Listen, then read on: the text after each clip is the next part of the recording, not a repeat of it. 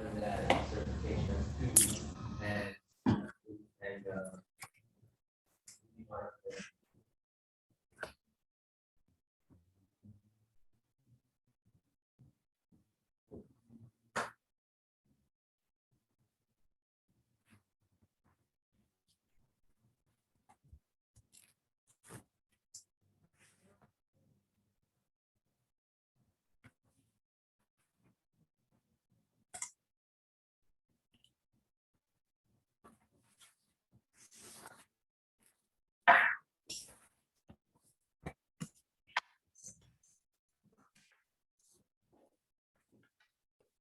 Hi, Mimi. Welcome. Thank you. Thank you for giving me the website. I'm looking forward to hearing what you have to say. Oh, you're welcome. Okay. Mimi. De kinderen gaan goed. De kleine kinderen gaan goed. De kleine kinderen. Okay. Yeah, Baruch Hashem. Okay. Thank you for asking. Kleine kinderen are not so klein anymore. They're getting big. Okay. Explain the picture behind you. It's Jerusalem. The picture behind me, welcome everybody, is the Beis Hamikdash, and from it is coming a shining light. Okay. Hello, Rabbi. Hello, everybody. Welcome everybody, how's it, Susan? Hey, Ronnie, welcome. Hello. Good to see you. Welcome, Felicia. Hi there. Hi, Justin. Thank you for joining. Hi. How's everybody doing? Fine. Hashem. Great. That's good to hear. How's it, Josh? Good. Thank you for coming on. Yeah, just FYI, I'm going to start my video shortly as I get settled, but I'm here and listening. But glad to be here. And I got my plan. Me too. You have your plan. I have parsley from it was actually planted. You can see it Oh. last Oh, Tubish thank Shvat, you. and it's still growing Wow. over a year ago. And there's yogurt eating dinner. That's awesome. Change chairs, yeah. Oh, hooray, yogurt. Oh, thank Hi, you. hi, Susan. Oh, I'm happy to see Welcome. yogurt. Welcome, Shmuel, as well. Thank you for joining, Shmuel. We'd love to have your camera on if you're able, Shmuel. And there you go. Oh, Doesn't- if we haven't started formally yet, I can be a different kind of plant. So I hope everybody's been listening well for the first 45 minutes. Okay, so I'm going to share with you one more short note from the text of the Baal Shem Tov. Here we go. Yachashov, you should meditate on the fact, Shahabore, this is text number 7 and page 89. Meditate on the fact that the Bore, the creator, fills the universe with his presence, and that God's intimate presence is with you constantly. This will allow you to be constantly joyful, realizing and believing with perfect faith that divine presence is with you, protecting you.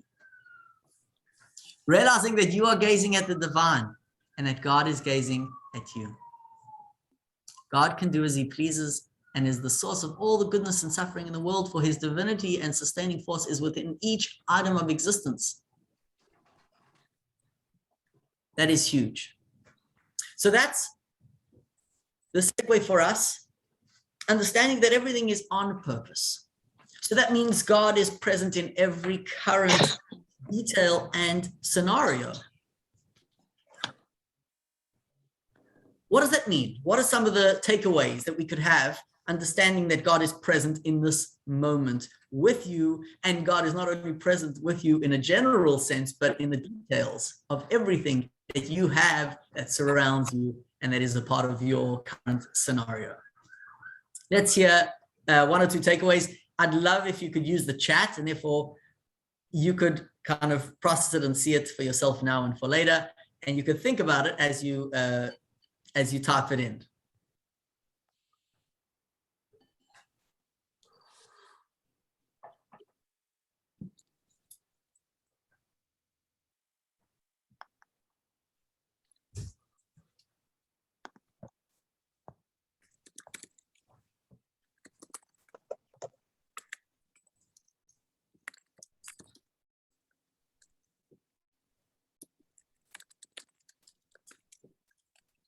Wow, Shannon, straight to the meat and bones. Even in the hard and difficult, painful, mean things that happen in the world, this is always hard to understand. So that God is present in everything, and that includes in the difficult things. And like you said, it's hard to understand, and yet we know that we're not the ones creating the ultimate results of our scenarios, and God has to be there. And yet it is indeed very, very hard to understand, and it's painful. Every challenge we face is meant to build us into the person we need to be. Thank you, Ronnie. Yes, absolutely. So we're considering the challenges already. The money we have is what Hashem trusted us with. Absolutely. So details matter. What you have in your bank account is dynamic, right? Of course it's dynamic, it goes up and down. And that is, it's aligned with what is meant to be for you in this moment. It's on purpose. Felicia, you have to keep Hashem close even when he feels far away. Josh Weinstein, yes, afilu b'hastura, even when it seems concealed. So this is a strong theme coming through from everyone here, or from a lot of comments here. God is present even when we don't seem to understand his plan, but there's got to be a plan, because things shift very unexpectedly, not the way we plan. So one second, who's involved here? Right? We have a grand plan. We arrive, we have a morning routine, a schedule. We know what's going to happen today. We have a whole plan scheduled. And then you start your day and whoop, something shifts. So who created that shift and why? Not always do we understand why, but we know that we're not the ones orchestrating. If a rock is alive, then how much more so is any creature we encounter and every human being. Thank you.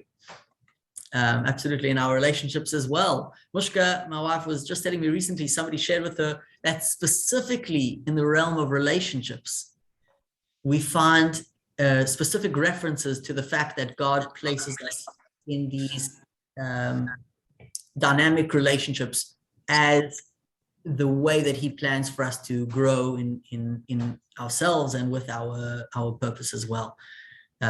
Was that interesting for me? I didn't know that also. So let's consider the analogy of a cart that's being driven in the supermarket. You have many different types of carts. You go to the supermarket, you get a cart before you go shopping, and if you go with your kids, then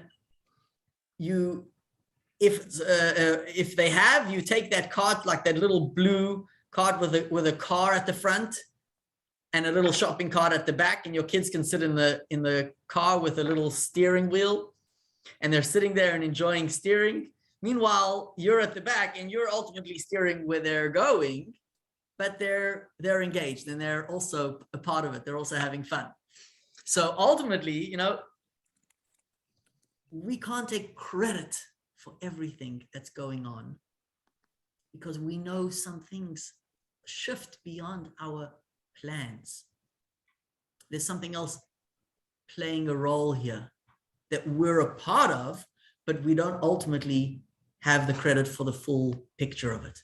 I'd like to Take a moment, page 92, identify an occasion, and this shifts our brain focus here when we do an exercise, when you write it down.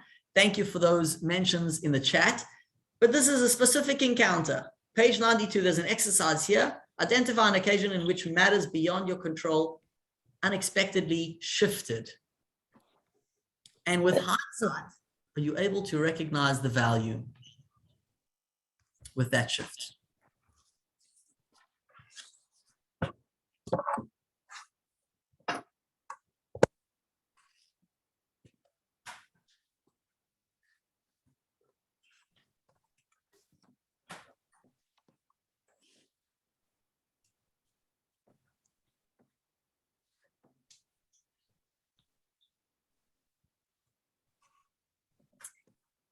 I see everyone's looking at me still.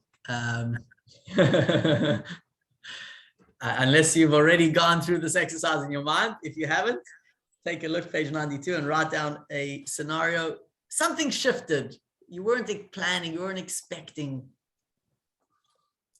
And you were moved to a different place, a different route, a different, Route 79 was closed all of a sudden and the GPS took you on another route. And so there's different scenes and there's different different drivers that are traveling with you now, and understand ultimately, were you able to see the value in that shift?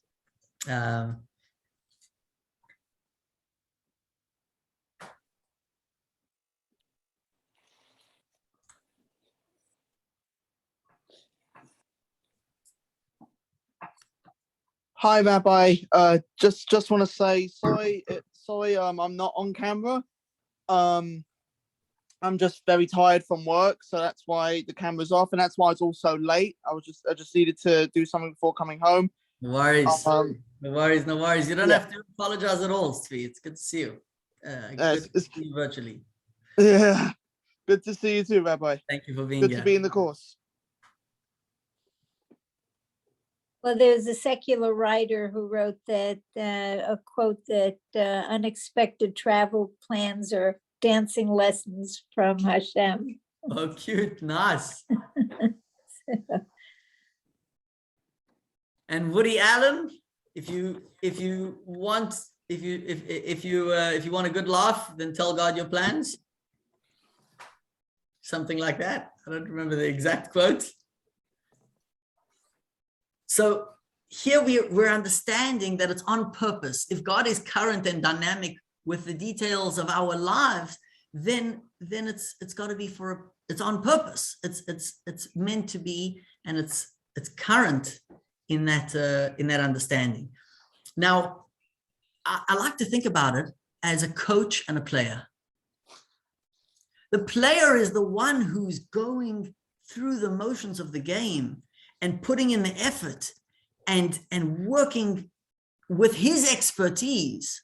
But ultimately, the coach is the guide and the one that sets the context for the game, and is able to place the players in their correct positions. So obviously, we're playing, we're engaged, we're involved, we're making choices, and it's a privilege that we have to play tandem with God's plans for the world. So we're in a good place. And that's the analogy I like to use, but obviously everyone has their kind of way of relating to it. And I think it's a deep idea that is important to spend some time on. But take one more exercise for this section of the lesson before we move on to the final section. Exercise 3.1. I'd like you to identify, please go ahead and enjoy this exercise, which I think will bring some good clarity. Exercise 3.1 on page 95. There are two parts to it, and would love if you can take a moment and go through that.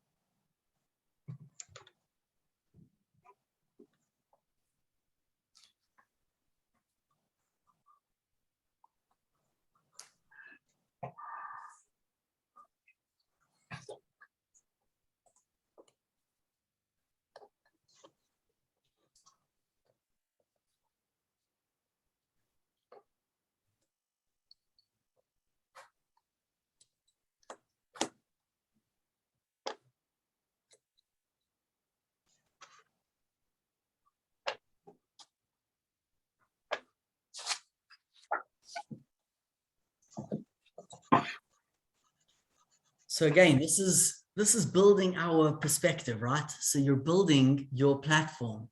And the higher your platform is, the different perspective that you have of the area around you. Sometimes just raising yourself up a little bit from the intense energy of the environment allows you to see things from a different angle and allows you to engage with everything in a different way. It's almost like when you go up in the airplane. Obviously for us, it's difficult when we go up in the airplane to see the details, but what you do have is a different perspective. And ultimately, this is what we're trying to work through here. The divine consciousness that we're building is the mindset of how we go through our day, how we see things, how we come across things. But it's not only a question of what do you do? What was your choice? Did you make the right or wrong choice at the moment? It's a question of being able to also go back to those moments, because we live with the past and the present together, and we're building a future for ourselves. When we're able to relate to everything within our lives from a good perspective and appreciate the growth or appreciate where we'd like to be and build towards that, it's an incredible, incredible task. So this is a long-term story like we began. It's not just engaging with the experience in the moment now. We're ready for the final section, which is the cosmic significance. Oh, there we go. Give me one moment.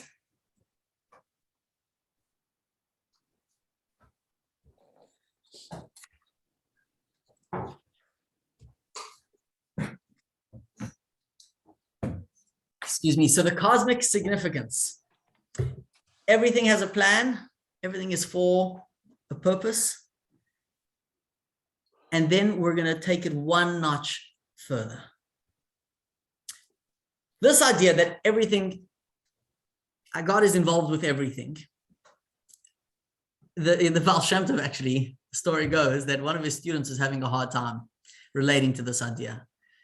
And as he's teaching them, he welcomes them to join him for a walk. And they go out and they take a walk. And he asks them to notice a leaf that had just flooded off the tree.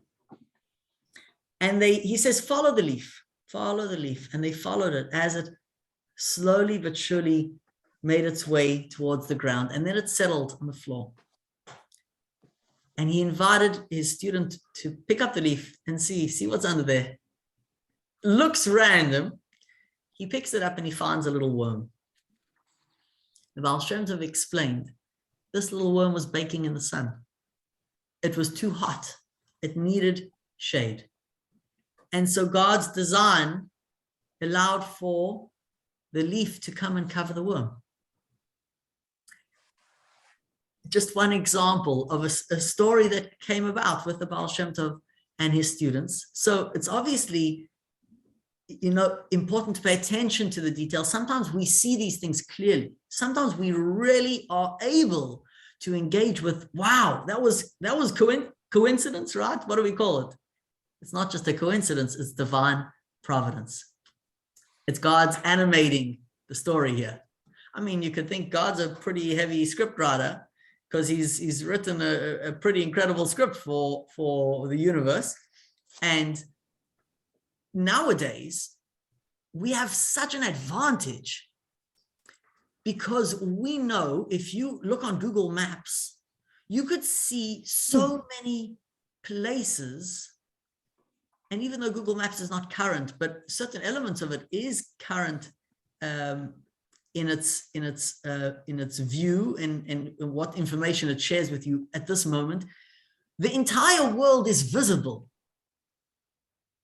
Back in the day, people only knew about whatever was happening immediately around them. Nowadays, we know the entire world is accessible. You could be accessing the details of all the information and activity in the entire world currently. I grew up with a game called Age of Empires. I don't know how many of you had children that were playing that game growing up. It might have arrived in South Africa after came from America. We always get things a little bit late. So it was the idea of building empires and understanding the way empires were built back in the day, the different strengths that different empires had, whether there was a strength that they had by sea or by land, and with horsemen or with people, all the different types of civilization building. But then there was the cheat that you had online. You had cheat codes that were available, and I'll be honest, I never really used them because it was silly. You know, you could get a cheat code online and you could kind of change the whole game by introducing a car, and this car would kind of run over everything and destroy everything, or would zoom places very quickly. Or you could do a cheat that would make the whole map visible. So instead of having to explore with your players, with your horsemen, so to speak, you would just see the whole map available. You could see everything. You could see all your enemies everywhere. But think about it nowadays, we could see everything. We have access to so much information. It helps us understand that God is cognizant of all of the details everywhere, all the time, currently, in this moment. I hope that brings that a little bit home to your skill of understanding your environment in the details of it, and understanding how it's the relation to God's understanding of it as well. Finally, cosmic significance. So the Baal Shem Tov, which we've mentioned a few times here, he was quite a legend in his introduction of certain concepts to beforehand not really considered or not really understood in that same way. So whereas before the Baal Shem Tov, people considered that God was actively paying attention to only certain elements of the world, the Baal Shem Tov introduced the fact that God is actively engaged with all the elements of the world. For example, we understand from the Torah's perspective that there is a concept of reward and punishment. Everybody familiar with that idea, that the Torah understands that there is reward and punishment, and our actions are significant, and they deserve reward, or there is at least some sort of punishment, not in the traditional form like we have in our capacity, but a consequence. What does that mean? If your actions are significant and someone's paying attention, someone's keeping score, in order for you to experience the repercussions of those actions. So obviously, it's understood that human beings, their actions are relevant and matter. But the Baal Shem Tov took it a step further, and he said, no, even every single creation is currently imbued with God's energy, and it matters. What it's going through matters. But then he took it one step further.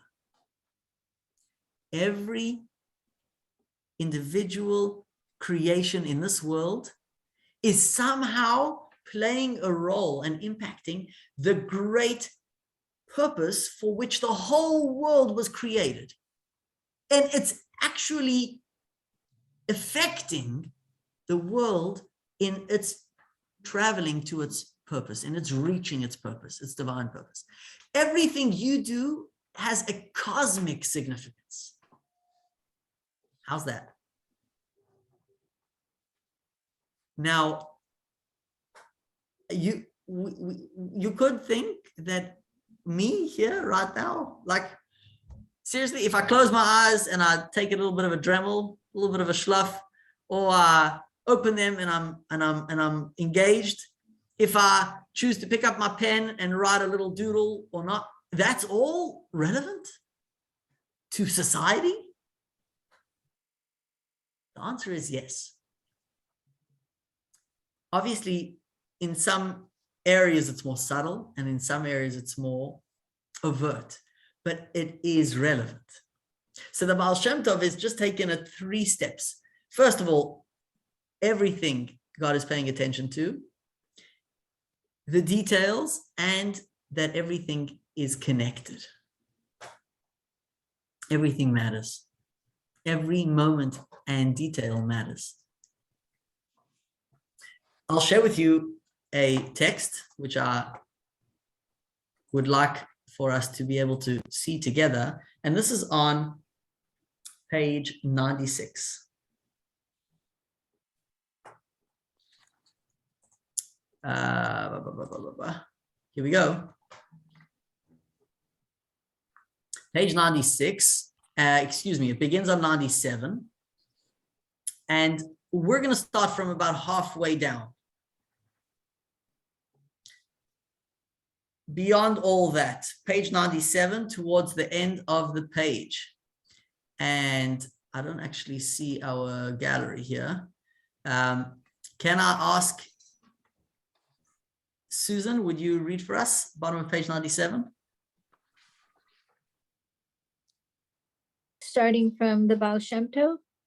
From beyond all that. Oh, beyond all that, however, each of these particular movements is significant for the overall purpose of creation.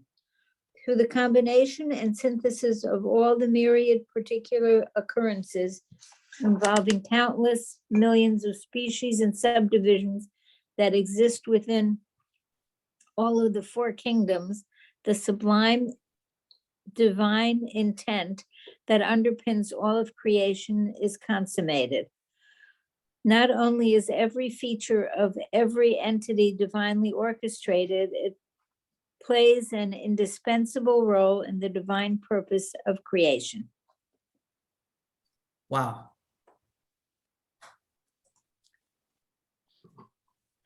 Okay, so again, a phenomenal idea, profound idea. Thank you, Susan. Mhm. Let me give you an example that will make this a little bit more clear, I think. You take a picture. That picture, when it's saved, it has many, many, many pixels. Especially if it's a good quality camera, you could have thousands of pixels. What does each pixel look like? Have you ever seen? Again? Not much, just a little dot. Exactly. A little dot with a little bit of a tinge of color, but it's like a nondescript square. If you zoom in all the way to a picture, an image of somebody's face, what do you see? That's not a face, just a bunch of squares put all together. What if you were walking along one day and you were thrown a bag of pixels? You pick up one pixel and you see, well, this little yellow box, I don't need this, you throw one out. You pick up another pixel, a little black box, I don't need this, you throw one out. Ultimately, when you get to put the puzzle together, you're missing 2 pixels. That's a big problem, especially if you threw out a whole lot of pixels. So think about your life. Each and every moment is the pixel within this larger picture. We could dismiss that moment and its significance because it's just a moment. It's momentary, seems insignificant. And you throw out one moment, you throw out another moment. What's the big deal? I'll binge on this, or I'll relax on that. Who needs to pay attention? It's not going to make a big difference. No. Ultimately, you could be providing the color for that pixel in this moment. That color is waiting for you to give it its flavor, its energy, its color. Your color that you have to share. God is needing for that to be completed. Someone's going to be having to put that pixel back in the puzzle. So if you throw it out, God's going to make sure somebody else picks it up and puts it back inside. What's the most frustrating thing when you try to finish a puzzle? I don't know how many of you are puzzle fans. I see Felicia's smiling. Are you a puzzle? Yeah, I know a fellow in Westville, Levine. What's his name? Linda and Ozzy Levine. Anyone friends with Ozzy Levine? So he's got these huge puzzles on his table, and he's able, thank God, he's got good vision, and he's able to work on these puzzles at each and every piece. And I mean, there's nothing worse than missing one piece of the puzzle. It's like, even Menachem Mendel, our son, when it's missing one piece, even though he threw out the piece and he destroyed the piece, he's still so upset when he finishes a puzzle and it's missing that piece. It's like, anyway, Tatis can't solve all problems for him, so sometimes he'll have to go without the piece. But think about it, that piece, that moment is critical. That's the pixelized version of this idea. What might that come to mean as well? That you matter, and in the big picture of things, we could think we get lost in the big picture, and the answer is no, we don't get lost in the big picture. Let's share the screen one more time. Take a look at page 99.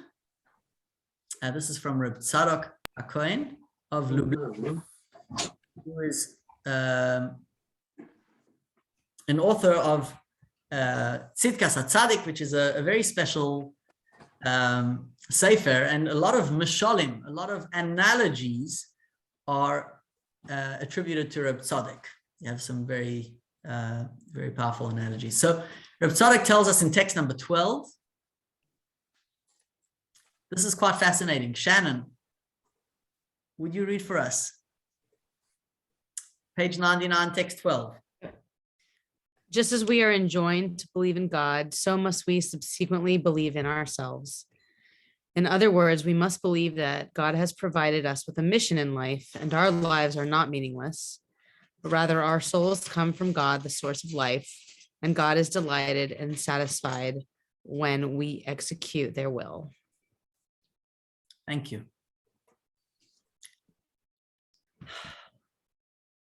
So God and we have to believe in ourselves. He believes in us. What is the final phrase of the morning prayer? The Modeh Ani. We say Modeh Ani in the morning. We say, I thank God for returning my soul to me, who has returned it graciously. I didn't pay for it. I mean, he's super kind, seriously. Sometimes he gives it to me and I don't return it with a full box of whatever he was asking for through my day. I don't necessarily use up my day in the best way. And I return my soul to him at night. And yet in the morning, he again gives me my soul renewed, refreshed. And he has a purpose for me for this day. And how do we end off the phrase? Rabba emunatecha. Great is your God's belief and trust in who? In that you've given me the soul for this day, for the purpose that you've entrusted me with. Hey, that's pretty cool. You know, it's a great way to start the day, thinking about the fact that you've just been handed the baton. You've got the next stretch of the race. You've got it. You're holding it.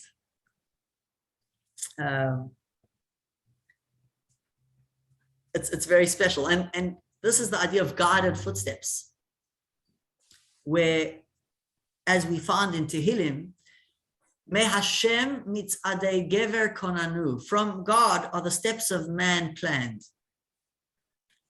Which means wherever we find ourselves, we're not stuck there. We are meant to be there because we have a mission to accomplish there. So again, the word stuck is not going to work. It's not going to fly here. And that's an incredible thing to meditate on, because we are always waiting. You know, the book from the kid's book from the author who recently became a bit of a controversial topic. Can't remember his. The guy in Israel? No. Kids book, Dr. Seuss. Dr. Seuss. Oh, yeah. Doesn't he have a book about waiting? All the places you'll go, that one? First of all the places you go. But I believe that there's another book about waiting. We wait for this, we wait for that. Oh, yeah. We're always waiting. But think about it. When you consider that you're waiting, or you're stuck in the airport, you're waiting for your plane to take off, we don't attribute significance to that moment. But the truth is the opposite. Every moment is a moment for us to invest. You've been given that moment and that time. You know what you should do when you're waiting in the airport? You read back your student book from Meditation from Sinai. Don't leave it at home. Take it with. And call over another passenger, ask them, are you waiting? Well, I've got something for you to do. So really, this is phenomenal in terms of how it relates to our functioning. We are so used to not considering every moment. And honestly, we must, because the moments we never get back. It's pretty incredible. And wherever we go, we're there for a purpose. So you're never really stuck. There's some incredible stories of divine providence. If you'll take a look at page 106 in the student book, you'll see a couple of pages with short stories of divine providence and other stories related to the sections of this class. And I welcome you to enjoy them. Some things to look at after the class. We're as well nearing the end of our discussion about those 3 points. So I'm going to take you to page 105, where we take a moment to look at the key points that we covered in our lesson. I'm actually going to share a short video, which hopefully will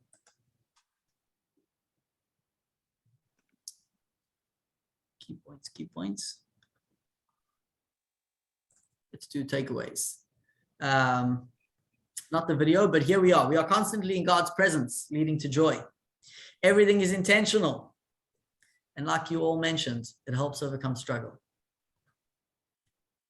Everything is part of purpose, of the purpose of creation, which lends absolute purpose to every moment. So if you were carrying the weight of the world on your shoulders, it would be pretty heavy. If you would take full credit for the results of whatever's going on around you, it would be very difficult to let go of some of the emotions of resentment or regret or anxiety about what's to come. Think about it.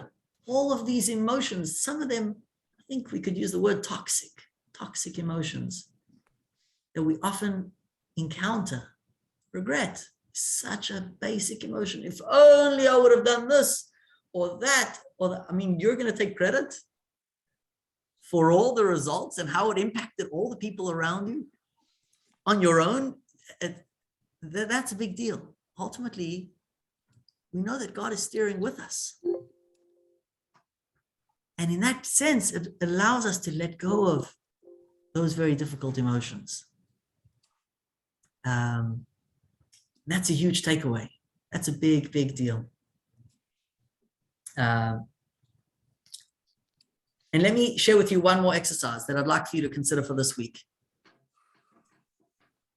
So we have a mitzvah. We have a special commandment to read the Shema each and every day. The Shema is something that we're familiar with. We may be familiar with the first line, Shema Yisrael, Hashem Elokeinu. You may be familiar with the following paragraph, V'ahavta, but it's really 3 sections that make up the Shema, 3 paragraphs. And if you'll find it in your prayer book, you'll see that there are 3 paragraphs that make up the section of Shema in prayer. And I believe that if we could take note of 3 different verses in the Shema that we could say each and every day and pay attention to how it relates to our course until now. So we've had 3 classes. The first class, we understood that we control our conscious thought, our thought, speech, and action. We're always in control. That, I believe, can relate to a verse in the Shema in the paragraph, the 3rd paragraph of Vayomer. And I guess I should share the screen for the benefit of everyone being able to see what I'm talking about. Shema prayer in Hebrew. Here we go. I'll share the screen and show you just a glimpse at this. Oh, excuse me. Here we go. In the third paragraph, we have a line, "V'lo taturu acharei levavchem v'acharei einechem," and you should not go astray. You should not allow yourself to go along the journey of where your heart and your eyes may take you. Sometimes we get distracted by what we're seeing, what we're experiencing in the moment, and it can take us v'lo taturu, which means not only should you not think about it, but what happens is you get distracted, you get taken along a journey, and we should therefore pay attention to the fact that we are in control and align ourselves with thinking positive thoughts, better thoughts, productive thoughts, and not go towards the negative emotions that is so easy to get stuck in. Again, that's the third paragraph of the Shema, and then a simple meditation to understand the benefit of the hitbodedut, the understanding of subtracting our mundane and material experience by placing us in a more spiritual position that we spoke of last week. When we cover our eyes for the first line of the Shema, understand that you cover your eyes in order to better focus on the concept and text and words that you're speaking of, because what you're seeing in front of you is sometimes difficult to align with the message of the Shema, and therefore we do need to cover our eyes for that moment. And that's the idea of hitbodedut, separating oneself, taking some time to be in a place outside of the busyness, or just to close one's eyes. And then the third verse that we could focus on is the first verse of the paragraph of Vahafta, where we speak about loving God and the fact that you should love God with all of your heart, with all of your soul, and with all of your might. And that is because God has invested that energy within you in this moment. And so I'd like, if you can, to take each and every morning the opportunity to say the Shema. You could Google it and find the Shema prayer, or you could find your Bubby's Siddur or your own Siddur, whichever it is that you have at home, and notice those three important verses. First of all, that you're in control of your thoughts. Second of all, when you can, take a moment to be alone and out of the busyness of things. And then understand that God has invested you with power in this moment, and God is dynamically engaged with you at this moment. He's playing tandem. He's traveling alongside in every moment that we have and every opportunity that we're given. And I'd like to open up for any questions and add that we have in the resource page, you have the second, let me share it with you again so you see it. Second meditation we didn't complete this evening at myjli.com/meditation. You'll find some resources there, and you'll find the meditation as well from Rabbi Label Wolf. Again, thank you all. And I know we covered a lot. We spoke about a few quite profound ideas. I'd love to also be engaged with you after the class. If you have further questions tonight or further along in the week, you're welcome to email or give me a ring. For now, any questions? The floor is yours. Thank you, Alison. Honestly, I don't really have any questions right now. I'm just very happy to have joined the session. It's very good and very, very, enlightening and Thank very you. calming. Thank you. Thank you for the thank you. It's a pleasure to have you on. Mm. Good luck with And, the practice. Pardon? Good luck with the practice. Oh, yeah. Thank you. Thank you. Thank you. Welcome, I Felicia. can I can access everything online, right? Yes. Okay, perfect. Perfect. Okay, just wanted to make sure. Awesome. All right. Thank you, Rabbi. You're very welcome. God bless you. Have a good night. Thank you. As well. Bye, Jane. you, Good to Rabbi. see you. Welcome. Thank you, Rabbi. Felicia. You. Thank you. Bye, everybody. Cheers, Shmuel. Thank you, Rabbi. Not Ronnie. You're welcome, Shmuel. Cheers. Thank you, Rabbi. Good night. Alto, Susan. Thank you, Mimi, for joining. Thank you, Oh. Rabbi. I enjoyed it very much. I learned a lot. Baruch Hashem. Thank you for sharing that. I still have, I was here to hear how so long ago, even though it happened so long ago, last week, we knew that it was Moses's yard site when you mentioned that. I'm still, Again, I missed what you said, Shannon. Lev is here to hear the answer to Oh. last week about how we knew it was Moses's yard site. So, first of all, good to see you, Lev. And you see how much you could accomplish in your pajamas. You could study a whole lesson in your pajamas. Never get your pajamas to stop you from doing big things. Never take off their pajamas. So I think actually nowadays, people are at home and they're working from home, etc. So most people are accomplishing a lot in their pajamas. Yeah. And what I'll do with you is share with you the page which actually discusses it. But we know the kind of timeline of what happened when Moshe was nearing his passing, because the Torah records it in detail. First of all, the fact that Moshe gave a big speech before his passing, a 40-day long speech. We know when the speech began. And for some reason, it's not loading, but I want to share with you. Whenever you need, you could always Google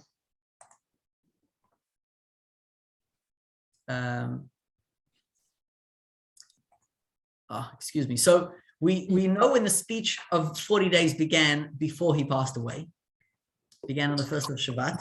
And we know that they mourned Moses for a certain period of days and thereafter continued traveling, and how long it took them to go from there to enter the land and when they entered the land. So we know the timeline before and we know the timeline after.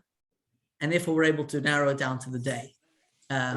What's interesting is that we also know his birthday, because the Torah records that Moses lived a full life to the day. 120 years to the day. He was born on the 7th of Adar and he passed on the 7th of Adar. So that's the gist of the answer. If you want the more technical elements of the answer, let me share with you the screen, which goes through it. The Talmud proves this as follows. Can you see the screen? Yeah. So we read that the Jews mourned for 30 days following Moshe's death. This area borders Israel just east of the Jordan River. And the book of Joshua begins with God's command to bring the people across. And they specified that they are to cross in 3 days' time. And this would have been immediately following the 30 days of mourning. What was the question? The question was, how do we know that Moshe Rabbeinu passed away on the 7th of Adar? And we are told that they crossed the river on the 10th of Nisan. So that's exactly 33 days after the passing of Moshe, because they had 30 days to mourn and then 3 days to cross following that. So the 10th of Nisan minus 33 is the 7th of Adar. But guess what, Lev? In this year, it would be a little bit tricky because there are 2 Adars. 2 Adars. So what does that tell you about the year that they crossed the Jordan? Was it a simple year with 1 Adar, or was it a leap year with 2 Adars? Depends how many years ago it was. Good. Because it's 19 years apart. Every 19 years, right? You learn, Thank remember you. that. Excellent. Remember Every that. 19 years, we complete the cycle. And we have 7 leap years in 19 years. That's how it works. Right. In order to keep that schedule on board. I don't know if Never's learned about the Julian calendar, the Gregorian calendar, the different secular calendars, but the secular calendars were set up much more recently than the Jewish calendar. The Jewish calendar has been around for a long, long, long time. That'd be interesting to learn the story of how that was set up. Yeah, they learned about a little bit about the calendar in Hebrew school last week because of the 2 Adars, 2 Purims. That's right. Tonight, I should have mentioned it. Today was the small Purim, Purim Katan. Yeah. Yeah. Did you celebrate it with the carnival or with any dress up? You sort of did dress up What? at school No. this week. Yeah, this week, but not yesterday. Okay. That's right. Well, thank you, Rabbi, for all You're of that welcome. You're very extra welcome. teaching. Have a good evening. Have a good night. Questions are awesome, Lev. Questions are the best. All good. Enjoy it. Have a good All evening. right, good night. Looking warm. Good night. And Rav Shmuel, so geschmack to have you on. Thank you for joining. I don't see you still on, but we're done.